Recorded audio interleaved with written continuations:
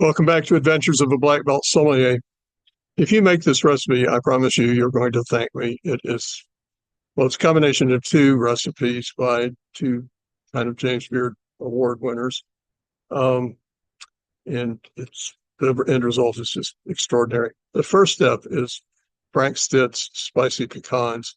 Frank Stitt was the owner of Highlands Bar and Grill in Birmingham, Alabama. It was the James Beard Award Restaurant of the Year a few years ago. Unfortunately, it didn't reopen after COVID, but it's on my list of the top wine restaurants in the world that I've ever eaten at. It's amazing. It's astonishing that a restaurant in Birmingham, Alabama would be as extraordinary as it was, and it's heartbreaking that it didn't reopen after COVID. But this is Frank Stitt's recipe. It's actually his mother's recipe for spicy pecans. Um, I'm sorry, I have to read it. It's too complicated to just remember.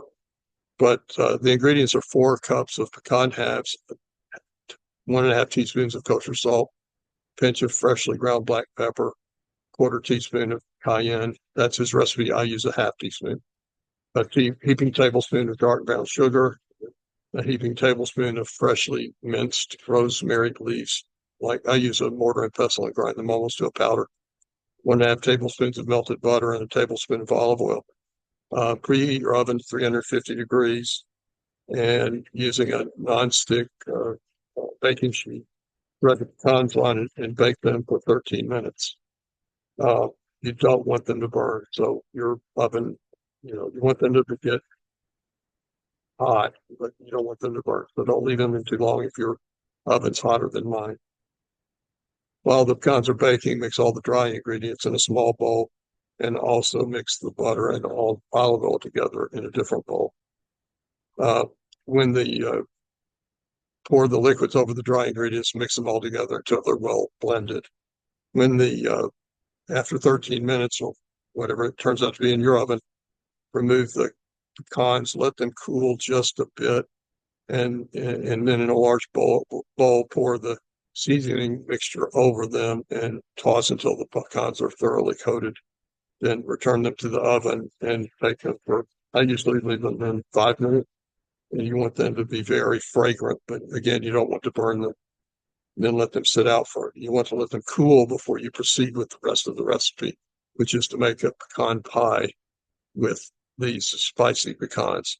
This pecan pie recipe is not mine. It's my cousin's, who was the pastry chef at a restaurant in Birmingham called Hot and Hot Fish Club when it won James Beard Award for Best Chef in the Southeast. So this recipe kind of has 2 James Beard Awards. So using those pecans, those spicy pecans. Now my cousin's recipe doesn't use spicy pecans, but I use them and it makes the recipe even better. So you want to take up 1.25 cups of those pecans, the spicy pecans, and kind of break them up, kind of chop them up in their kind of quarter pieces of the pecans. You need 2 large eggs, a half a cup of firmly packed dark brown sugar, a quarter teaspoon of salt, a quarter cup of melted unsalted butter. It's very important. It's unsalted. 3/4 cups of dark corn syrup. You be sure it's the dark. A teaspoon of vanilla extract, and then so now you're going to make the tart with the pecans. So you can either buy a pastry shell or you can make pâte brisée. It's not hard to make. You can do it if you want to. But if not, you just use a Pet Ritz pie crust, frozen pie crust.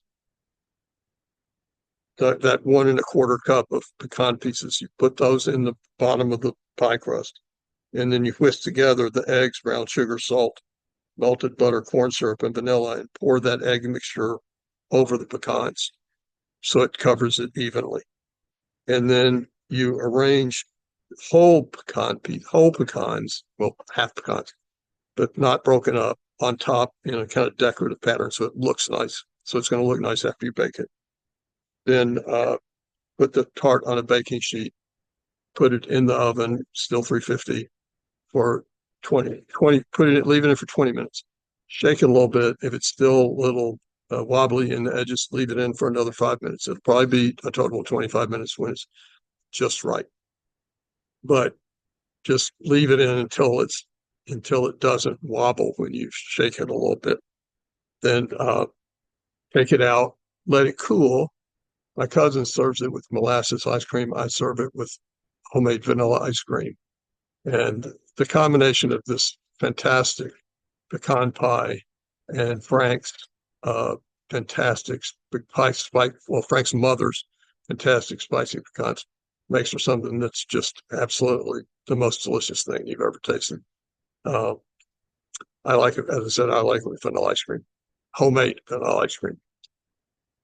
Thanks for tuning in to Adventures of Black Belt Sommelier. I promise you, if you use this recipe, you're going to thank me for the rest of your life because it makes just the most delicious thing you've ever tasted.